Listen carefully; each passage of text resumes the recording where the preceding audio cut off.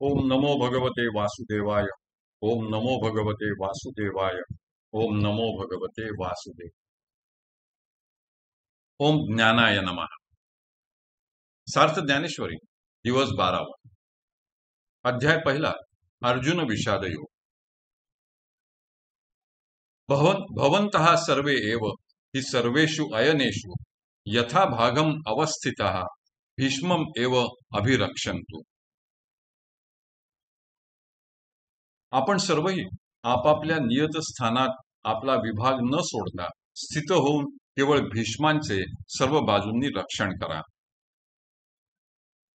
मग पुनरपि काय बोले सकळ सैनिका ते म्हणितले, आता दळभार आपुलाले सरसे करा।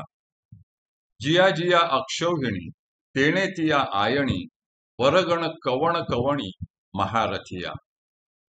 तेणे तिया आवरिजे भीष्मातळी राहिजे, द्रोणाते म्हणे पाहिजे तुम्ही सकळ। हाची एकू रक्षावा मी तैसा हा देखावा, येणे दळभारू आघवा साचू आमुचा।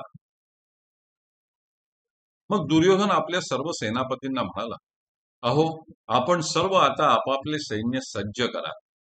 ज्यांच्या ताब्यात सैन्याच्या जय अक्षौहिणी आहेत त्यातील श्रेष्ठ महारथींनी आपापल्या अक्षौहिणी पुढे आयणी म्हणजे युद्धस्थानी उभे राहावे व आपले सैन्य सांभाळून भीष्म पितामहांच्या आज्ञेत वागावे।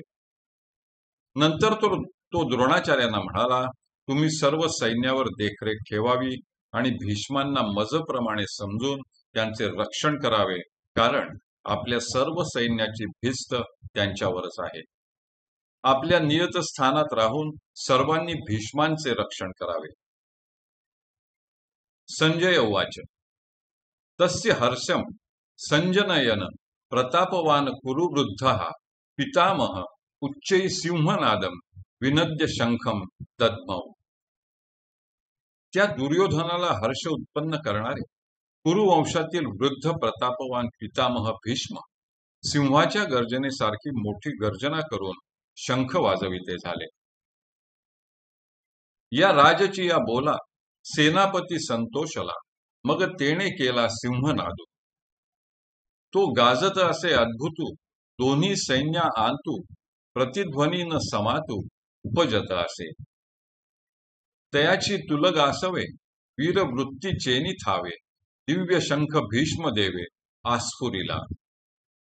ते दोन्ही नाद मीनले तेथ त्रैलोक्य बधिरी भूत जाहले, जैसे आकाश का पडिले तुटोनिया।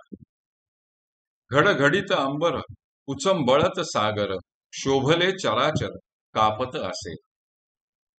तेणे महाघोष गजरे दुमदुमिताती गिरिकंदरे, तव दळा माझी रणतुरे आस्फुरिली।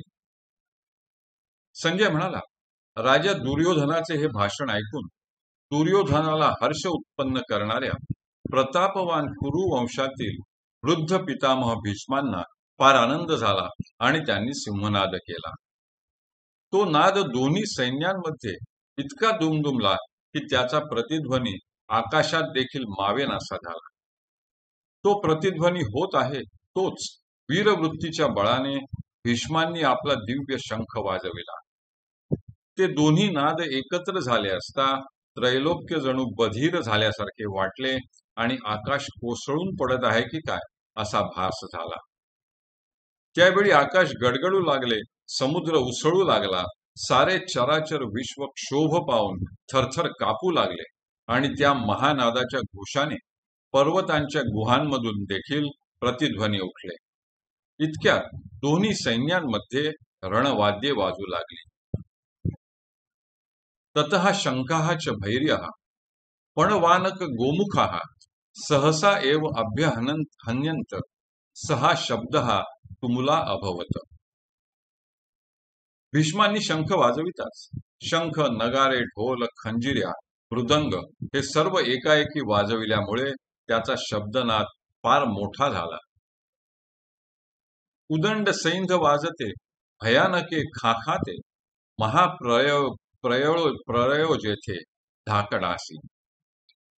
भेरी निशाण मांदळ, शंख काहळा भोंगळ आणि भयासूर रण कोल्हाळ सुभटांचे.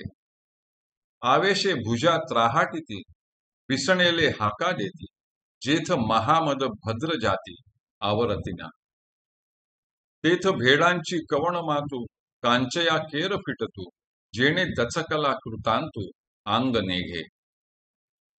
एका उभयांची प्राण गेले, सांगांचे दात बैसले, बिरुदाचे दादुले निवताते. ऐसा अद्भुत तरम बंबाळू, तुर बंबाळू, ऐकोनी ब्रह्मा व्याकुळू, देव म्हणती प्रळय प्रळय काळू, ओढविला आजी. भीष्मांनी शंख वाजविताच एकाएकी नाना प्रकारची रणवाद्ये वाजविली गेली. त्या सर्वांचा ध्वनिनाद इतका कर्कश आणि भयंकर होता की मोठ्या धैर्यवान वीरांना देखील तो महाप्रलय वाटला. नौबद, निशाण, मांदळ, शंख, झांज, तुतारी अशा अनेक रणवाद्यांचा गजर आणि वीरांच्या मोठमोठ्या गर्जना सुरू झाल्या. कोणी आवेशाने दंड ठोकू लागले, कोणी चवताळून मोठमोठ्याने हाका मारू लागले आणि हत्ती बेफाम होऊन अनावर झाले.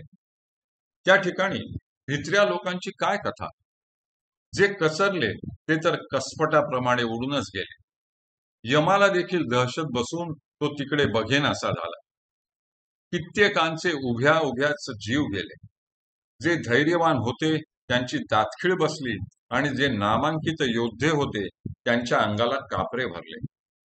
अशा प्रकारचा तो भयंकर वाद्यध्वनी ऐकून ब्रह्मदेव देखील व्याकुळ झाला आणि इंद्रादी देव तर आज हा प्रलय कालच ओढविला की काय असे म्हणू लागले.